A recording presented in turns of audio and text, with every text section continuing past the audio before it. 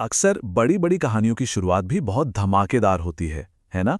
लेकिन सोचिए, क्या हो अगर एक कहानी सिर्फ एक सवाल से शुरू हो, एक ऐसा सवाल जिसमें पूरी दुनिया समाई हो। आज हम भगवद गीता के ठीक पहले श्लोक, पहली लाइन की गहराई में उतरेंगे और देखेंगे कि उसमें क्या छुपा है।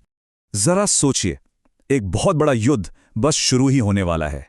दो विशाल सेनाएं एक दूसरे के सामने खड़ी हैं और कहानी का पहला ही सवाल यह है, जब मेरे बेटे और पांडु के बेटे लड़ने की इच्छा से इकट्ठे हुए तो उन्होंने किया क्या? ये सवाल सुनते ही एक टेंशन सी बन जाती है। मां, कौन पूछ रहा है ये और क्यों? पर इससे पहले कि हम जाने कि हुआ क्या, ये समझना जरूरी है कि आखिर ये सवाल इतना जरूरी है ही क्यों। तो चलिए अब इसकी तह तक चलते हैं। देखिए, ये सवाल इतना खास इसलिए है क्योंकि ये असल में कहानी की शुरुआत है ही नहीं। ये तो एक बहुत बड़ी, एक महाकाव्य कहानी के बिल्कुल बीच में एक जरूरी पड़ाव है। ये जो पूरी बातचीत है ना, जिसे हम भगवद गीता कहते हैं, वो दरअसल एक बहुत ही विशाल और प्राचीन भारतीय महाकाव्य महाभारत का ही एक छोटा सा हिस्सा है। और जब हम विशाल कहते हैं तो हमारा मतलब सच में बहुत विशाल है। महाभारत में करीब करीब 18 लाख शब्द हैं।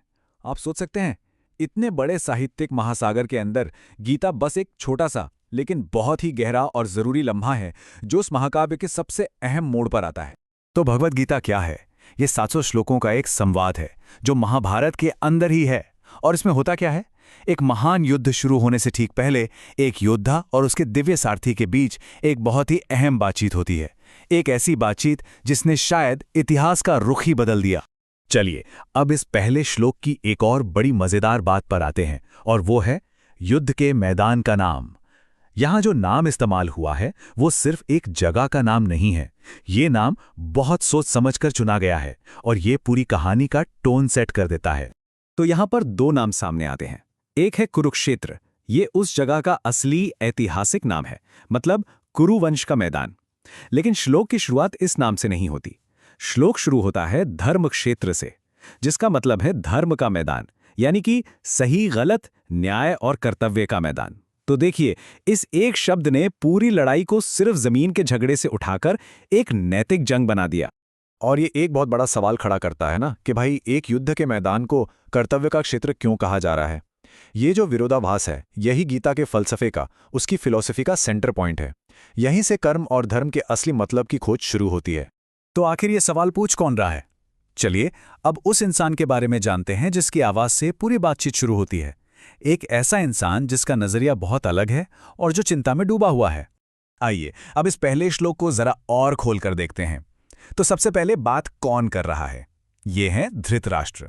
वो नेत्रहीन राजा हैं जो लड़ाई के मैदान से मीलों दूर बैठे हैं और अपने सलाहकार संजय से पूछ रहे हैं कि वहां क्या हो रहा है। जो मूल संस्कृत श्लोक है वो कुछ इस तरह है, धर्मक्षेत्रे कुरुक्षेत्रे समवेता युयुत्सवः मामकाः पांडवाश्चैव किम कुर्वत संजय। जिसका सीधा सा मतलब है, हे संजय, धर्म के क्षेत्र कुरुक्षेत्र में जब लड़ने की इच्छा से मेरे बेटे और पांडु के बेटे इकट्ठे हुए तो उन्होंने क्या किया। अब आते हैं उस एक चीज पर जो इस श्लोक को इतना पावरफुल बनाती है। वो है शब्दों का चुनाव।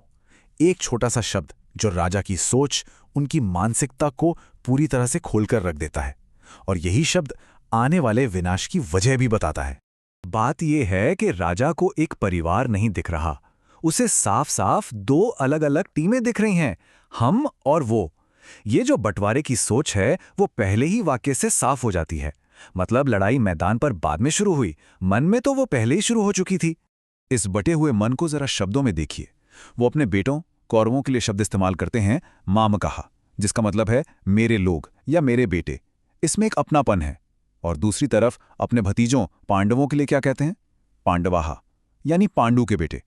ये एक औपचारिक दूरी वाला शब्द है। बस शब्दों का ये छोटा सा फर्क राजा के पक्षपात को, उनके मन के अंदर चल रहे संघर्ष को साफ साफ दिखा देता है। और यही तो पूरे युद्ध की जड़ है। तो एक तरह से गीता का सबसे पहला काम ही यही है कि वो एक ऐसे दिमाग को सामने रखती है जो अंदर से बटा हुआ है।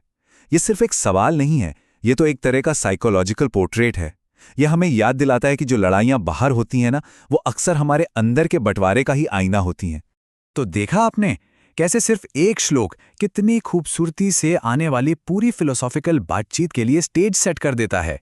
ये उस भूकंप से पहले का एक छोटा सा झटका है जो पूरी कहानी को हिलाकर रख देने वाला है।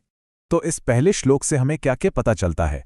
एक तो कि ये लड़ाई सिर्फ जमीन की नहीं, नैतिक भी है। दूसरा, कहानी सुनाने वाला खुद चिंता और पक्षपात से भरा है। तीसरा, हम और वो का बंटवारा बिल्कुल साफ है। चौथा, सही काम क्या है और कर्तव्य क्या है, ये एक बड़ा सवाल है। और आखिर में वो एक सीधा सा बेचैनी भरा सवाल, आखिर उन्होंने किया क्या? और ये जो क्या किया वाला सवाल है ना, यानी कर्म का सवाल, बस इसी सवाल को अगले 700 श्लोकों में योद्धा अर्जुन समझने की कोशिश करेंगे। राजा ने तो अनजाने में बस एक सवाल पूछा था, लेकिन उसी सवाल से वो बातचीत शुरू हुई जो अर्जुन की मुश्किलों का हल बनेगी और दुनिया को कर्म का एक नया दर्शन देगी। और ये सब हमें एक आखिरी सवाल पर लाके छोड़ देता है। सोचिए, अगर कोई कहानी शुरू ही हमारे कर्तव्य पर सवाल उठाने से हो, तो ये इंसान होने के बारे में क्या बताता है? शायद यही कि जवाबों से ज़्यादा ज़रूरी वो सफ़र है जो हम सही रास्ते की तलाश में तय करते हैं।